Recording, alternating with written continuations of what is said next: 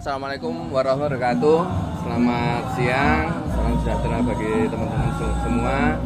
Yang terhormat Pak Handoko sebagai Kepala Desa Serang, dan yang terhormat buat teman-teman semua mahasiswa, semoga masih tetap semangat ya.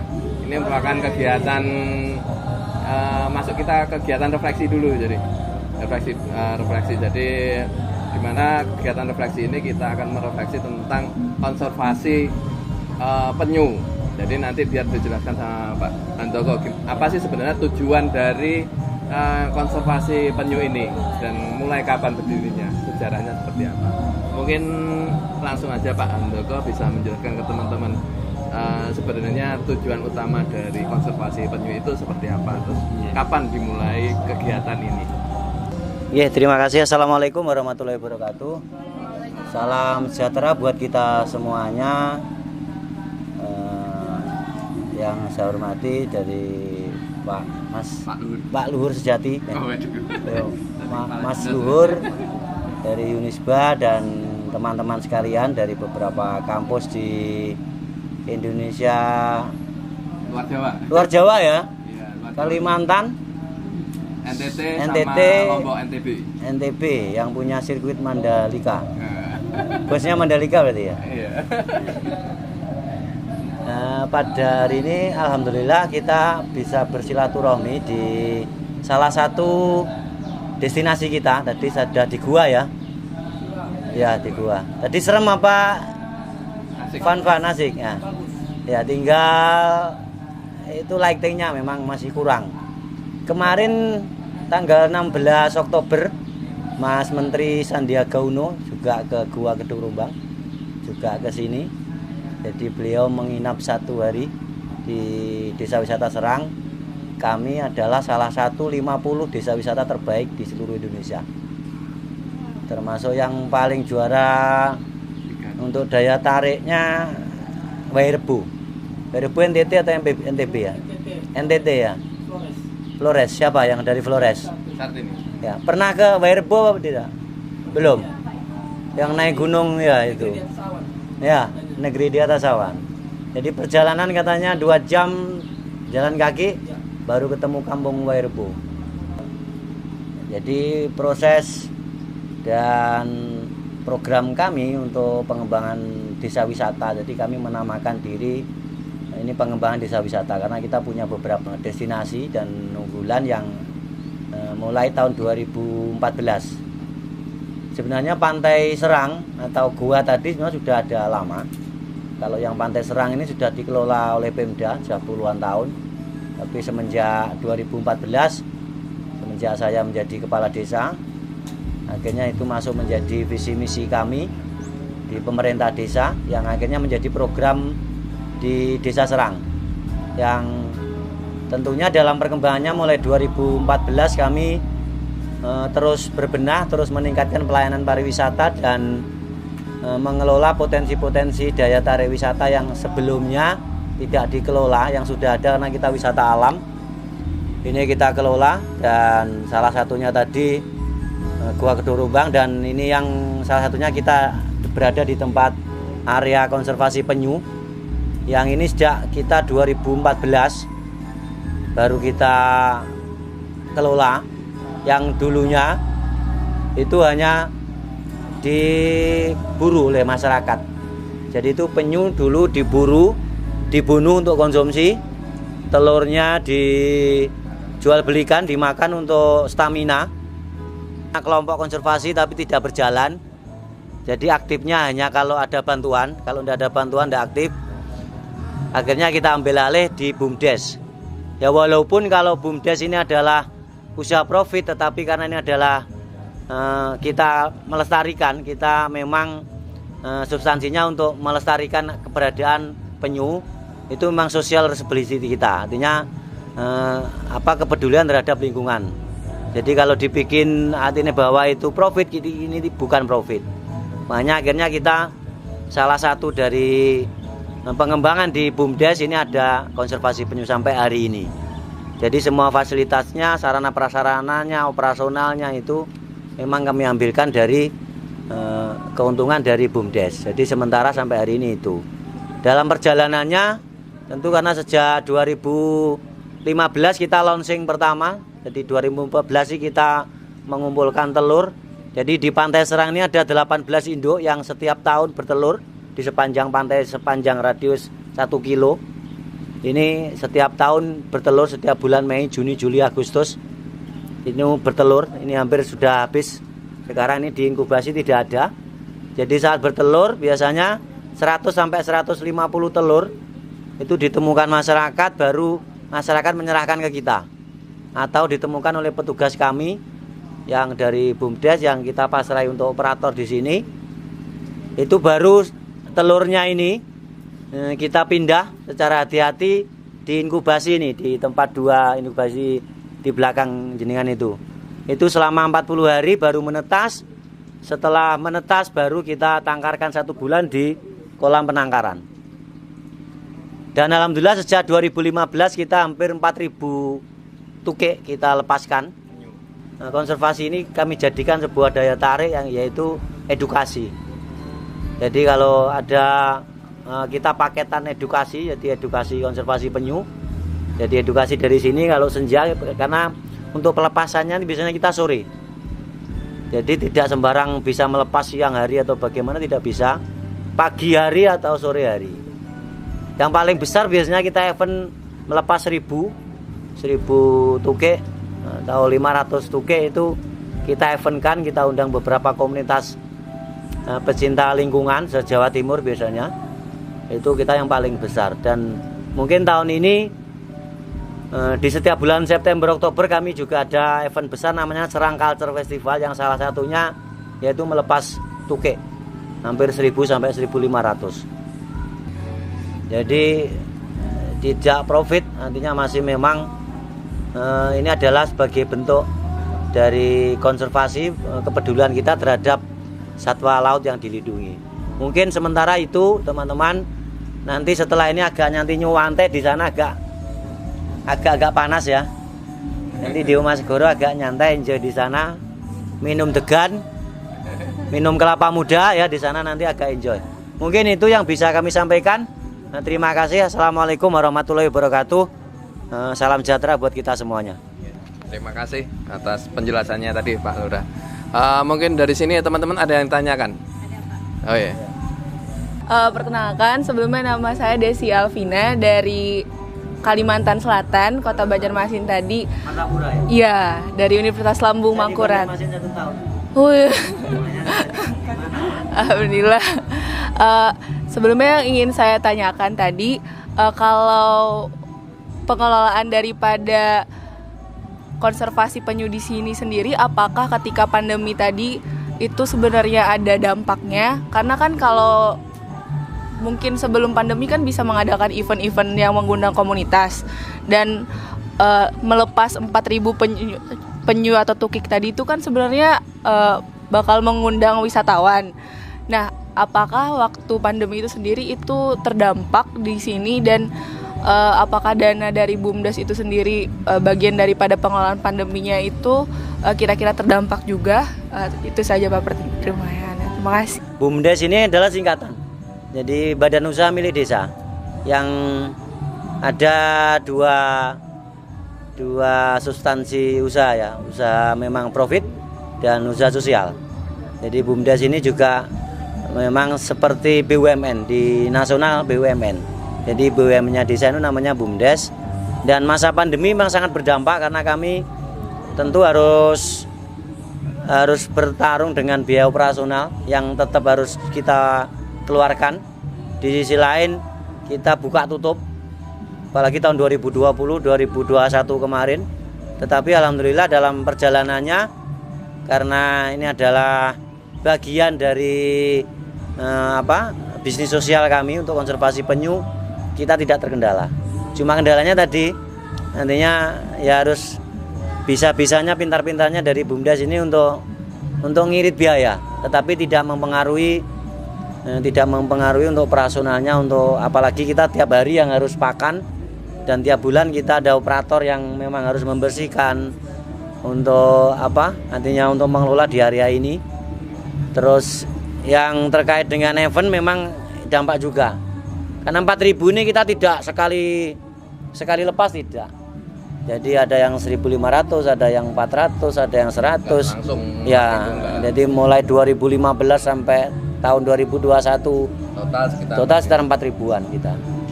Jadi ada juga yang cuma mungkin ada komunitas orang-orang kaya yang camping di sini 100 orang, mereka untuk donasi melepas itu biasanya seperti itu. Jadi berbagai macam untuk melepas untuk konservasi penyu. Tapi kalau untuk yang Serang Festival ini memang itu event tahunan kita itu yang paling besar. Itu. Jadi udah pulang kali ya. Ya, sudah pulang nanti September. Kita ada Serang Culture Festival itu ada festival yang layang se-Jawa Timur. Ada jazz pantai, ada jazz keroncong, yang ada festival barong. Kalau di kita barongan, kalau Bali barong ya. Barong itu kita ada festival 1000 barong di pinggir pantai. Ada festival seni budaya di kita. Ada festival patung pasir. Itu saya nirunya dari Bali, festival patung pasir. Jadi sepanjang 1 kilo pantai kita ini dipahat patung pasir. Itu anak-anak SMA, SMK Seblita Raya. Ada juga pelepasan tuge itu setiap September Oktober. Tapi untuk 2 tahun ini kita off dan mudah-mudahan 2022 ini sudah mulai bisa. Oke, itu bisa melegakan pertanyaannya ya. Mungkin Kalau ada yang ya. lain, Juan, yang rumahnya dekat pantai. Mana yang dekat pantai? Semuanya. Pantai ya? Iya. Ya, Oh, mungkin iya. Pak Handoko. Iya. Jadi kan ya. Jadi kan mungkin kan ini kan merupakan konservasi penyu ya. Mungkin kesulitan apa sih yang dihadapi selama melakukan konservasi?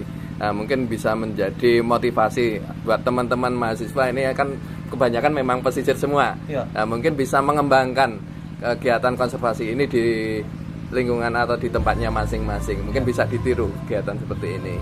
Mungkin bisa. Ya, yang pertama kendala yang paling urgent adalah manusianya. Ya, SDM, kepedulian.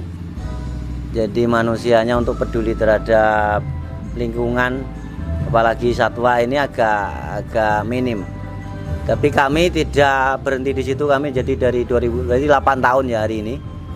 Jadi awalnya yang memang awalnya tidak tahu dan kita sosialisasi dan ya memang harus ada yang menjadi leader di situ. Dan mohon maaf selama ini kendalanya memang di anak-anak muda segenerasi milenial ini sangat minim sekali untuk Bergerak. kepedulian.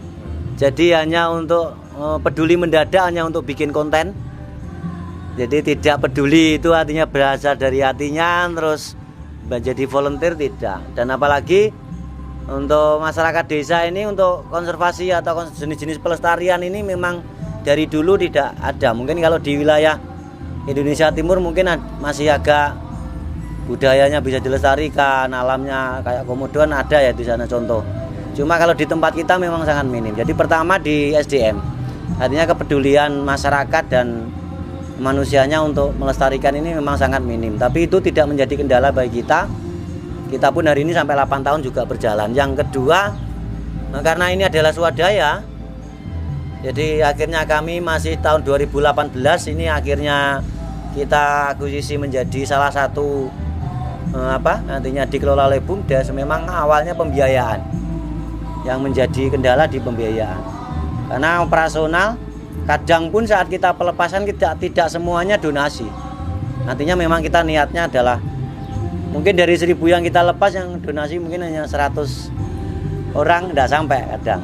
Itu karena hanya untuk kepedulian mereka sejauh mana itu.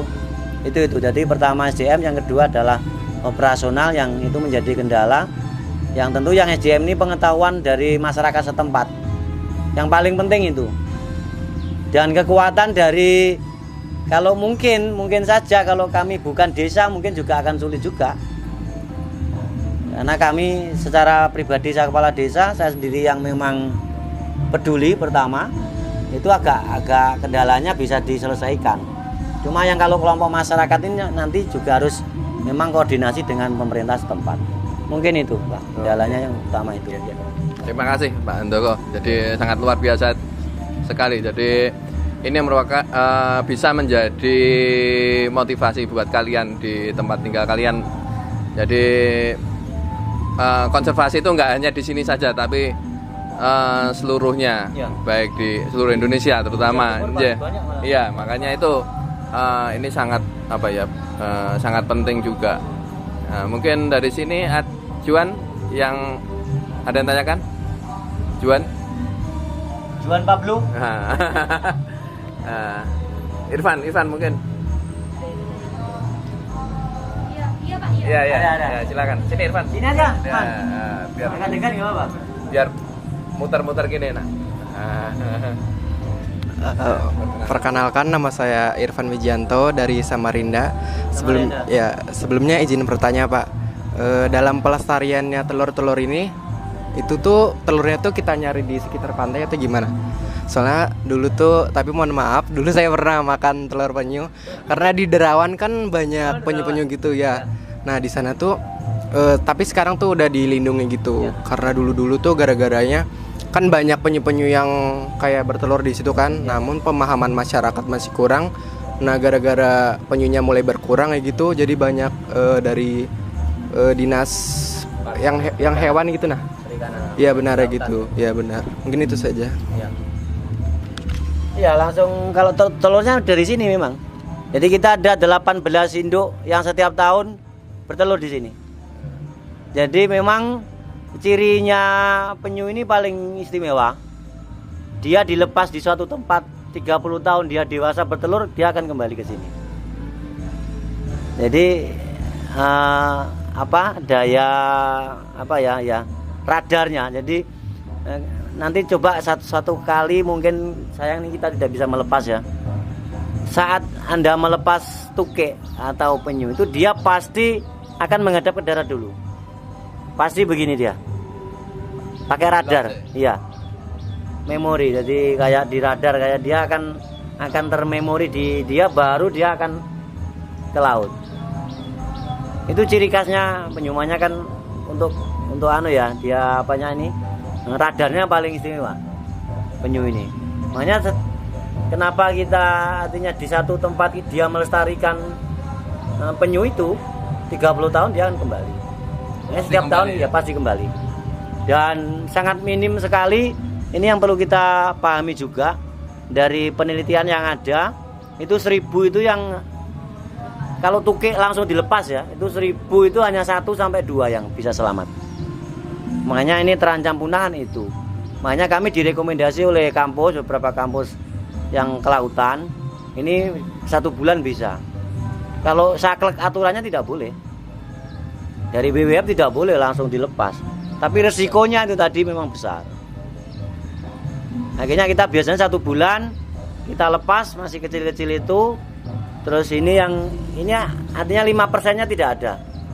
Jadi ini kita sisakan untuk edukasi. Jadi yang kecil-kecil 1000 atau berapa ratus ini kita lepas. Kalau Derawan sempat juga kita tahu juga itu ya, itu yang hari ini langsung ke Kementerian Kelautan. Jadi ya memang karena ketidaktahuan masyarakat di sini dulu seperti itu. Jadi dulu ya dimakan untuk stamina memang. Karena memang dari pemerintah setempat yang berwenang setempat tidak pernah ada sosialisasi awalnya. Itu untuk kendalanya. Jadi harapan kita karena dengan berkembangnya waktu, berkembangnya informasi hari ini sudah begitu besar, masyarakat sudah tahu informasi kan, kalau penyu ini dilindungi itu.